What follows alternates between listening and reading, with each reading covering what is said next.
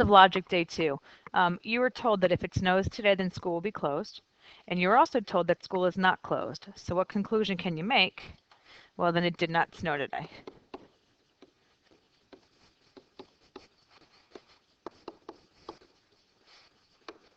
So modus tollens, this is the law that we just used. If a conditional is true and its conclusion is false, then the hypothesis must be false also. So what that means basically is if you are given this conditional, if P then Q, if it snows, then school will be closed. And you're also given this particular statement that school is not closed, not Q. Then what you can conclude is not P, that it did not snow. A way to possibly remember that is if you have the opposite of the second or of the back end, the tail end or modus tollens, you get the opposite of the first. In other words, I've got these guys being opposite. Q, the tail end, is opposite from the single statement, not Q. Therefore, P and not P have to be opposites as well. Here's a proof that you can use for this. If pigs fly, then today is February 30th, and then today is not February 30th, and prove pigs can't fly. Not great letters to choose here, but we'll say P for pigs. If pigs fly, then today F is February 30th, F for February 30th. Today is not February 30th, so prove that pigs cannot fly, not P. The single letters are where we'd want to start from the givens, and we'll start with not F. So not F, why do we know that that's true? Because it was given to us as such. Second given is if P then F. We know this is true because it was given to us. And then the fact that we've got some opposites on the back, right? F and not F, then we know that the answer is going to come down as not P. And this is because of modus tollens. And we got that from lines 1 and 2. So again, what they said on the other part, the slide before that, is if you have the opposite of the second, so the fact that I've got my conclusion being F here, and the opposite of that being not F up in number 1, therefore then I have to say that I get the opposite of the first. All right, so if pigs fly, then today is not February 30th. Today is not February 30th, therefore pigs can't fly. Here's another one. You were told if sirens sound, then dogs bark.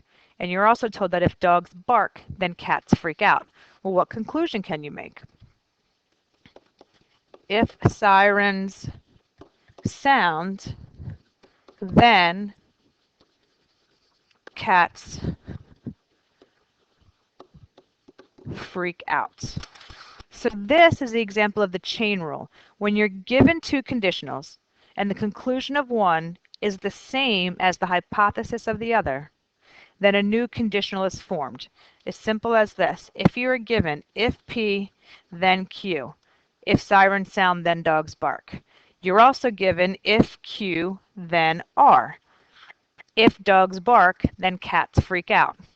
Well, the fact that you have these guys matching up, you can just say that if sirens sound, if P, then R, then cats freak out. So again, you're given two conditionals, and the conclusion of one, Q, is the same as the hypothesis of the other, Q. Basically, take out the Q's, slide up and down the P and the R, and you have a brand new conditional. Here is a proof for that. Now remember, figuring out where do you start. I always look at the proof statement first. The proof statement is letter C, and letter C is here. And then letter C is attached to an H, and I find an H here.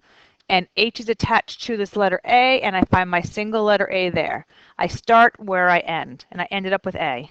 So I'm going to start by my first statement saying A. Why is it true? Because it was given to me. Used it. Well, what can I work with A? I'm going to go to if A, then H. Why is that true? Because it was given to me. Taking care of that. I can, at this point, do one of two things. I can chain rule or I can do detachment. I'm going to go for the chain rule because this is the one that we just learned. What that means is I'm going to go for another given, which is if H, then C, and this is given. And now I'm going to throw in the chain rule here. The fact that these guys are the same, I can kind of pull those away and slide up and down my if A then C, and that was my chain rule. And that came from lines 2 and line 3. I have no more givens to use, but now I'm going to have to do something from the other day, which is my detachment. And that's where I'm going to look at line 4 and line 1. And that would lead me to this. I can detach off the C because my A and my A are the same. C gets detached off. That is exactly what I was trying to prove. And there's my detachment. What lines is that from? That's from lines 1 and lines 4. Okay, so there's another way to do this proof also without using chain rule at all. Not going to go there right now, but what's nice to know is sometimes these proofs do have more than one way to get to where you want to get at the end, at the final proof statement. And that's it. All right, so hopefully you're all good. Bye.